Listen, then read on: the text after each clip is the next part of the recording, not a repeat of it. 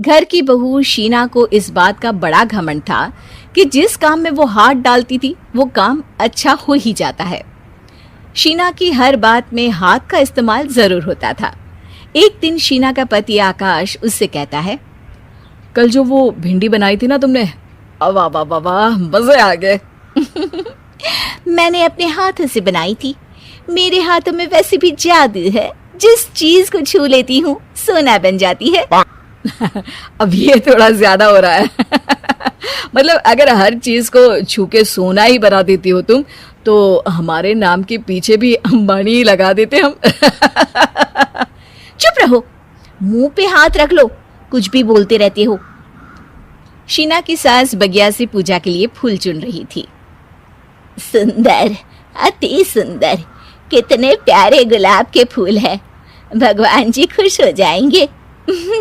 मैंने अपने हाथों से जो पौधा लगाया था, मेरे हाथों की कोई भी चीज बेकार नहीं जाती। हाँ बेटा, सही कह रही है। इसीलिए तो तुम्हारे पिताजी से मैंने अपने बेटे के लिए तुम्हारा हाथ मांगा था। और उन्होंने हाथों हाथ में मेरा हाथ आपकी बेटी के हाथ में दे भी दिया था। हाँ बेटा, वो तो है, पर मुझे ये बता, तू ये हर बात में हाथ क्यों बीच में लेकर आती है? माँ जी, पंडित जी ने हाथ मेरा देखकर नैनीताल में कहा था कि मेरे हाथ जगन्नाथ हैं, मेरे हाथों से कभी कोई काम नहीं बिगड़ेगा। तो मेरे हाथों की तारीफ तो मुझे करनी पड़ेगी ना। हाँ हाँ, ठीक ही कह रही हो। वैसे तो मिलाओ हाथ इसी बात पर। शीना को न सिर्फ इस बात पे गर्व था कि उसके हाथ से सब अच्छा होता है, बल्कि घर के सारे काम भी वो पहले अपने हाथ से करती, फिर कोई दूसरा उन कामों को कर पाता। एक दिन शीना कपड़े धो रही थी। अरे घर में वॉशिंग मशीन है तो सही, खुद क्यों थक रही हो? कपड़े पहले मेरे हाथ से धुलेंगे, फिर वॉशिंग मशीन से। पहले हाथ की सफाई, फिर मशीन की धुलाई। अगर आज डाकू गब्बर सिंह होता ना, तो वो ये हाथ मुझे दे दे ठाकुर तुमसे जरूर कहता, और मैं तो दिलवा भी देता तुम्हारे हाथ। हर एक काम में हाथ बटाओ, ज्यादा जुबान न चलाओ, वरना दूंगी एक उल्टे हाथ से। क्या दोगी? कपड़े दूंगी, लो निचोड़ो।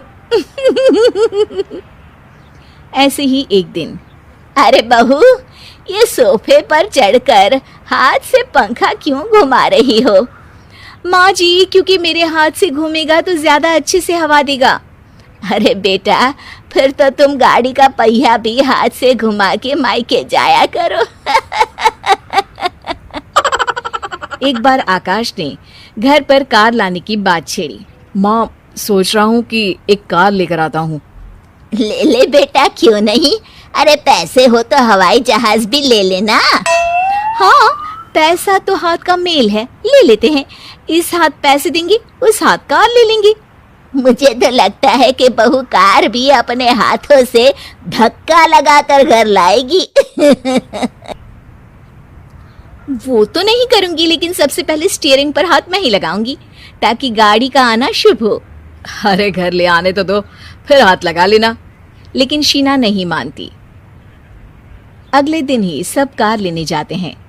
शीना सेल्समैन से कहती है, भैया ये कार बहुत पसंद है, पैक कर दो। अरे ओ भाग्यवान, 2 मीटर कपड़ा नहीं है जो पैक करवा ले, जरा चला कर तो देखने दो। यस सर, बिल्कुल, टेस्ट ड्राइव कीजिए ना। अरे नहीं नहीं, सबसे पहले मैं हाथ लगाऊंगी गाड़ी को, मेरे हाथ अच्छे हैं। अरे यार, हाथ तो मैं भी धोता ही हूँ, और आजकल तो सैनिटाइजर से भी धोता हूँ। मेरे काम में हाथ ना अड़ाओ। अरे टांग ना अड़ा होता है भाग्यवान, हाथ नहीं। शीना ड्राइविंग सीट पर बैठ जाती है और आकाश उसे गाड़ी के फंक्शन समझाता है। देखो शीना, ध्यान रखना, ये है स्टीयरिंग, इससे राइट लेफ्ट जाएंगे। ये है एक्सेलरेटर, इससे स्पीड कंट्रोल कर सकते हैं, और उसी के पास में है ब्रेक, जो तुम्हारी जुबान में शायद मिसिंग है। ठीक है, ज्यादा भी सिखाने की जरूरत नहीं है। मेरी माँ तो कहती है कि मैं अगर अपनी शुभ हाथ लगा दूं तो जग घूम जाए, तो ये स्टीयरिंग क्या चीज है?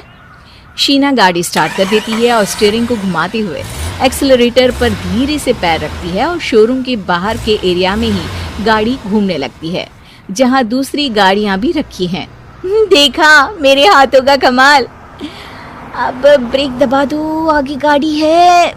शीना आगे गाड़ी देखकर घबरा जाती है और पाँव गलती से एक्सीलरेटर पर पड़ जाता है।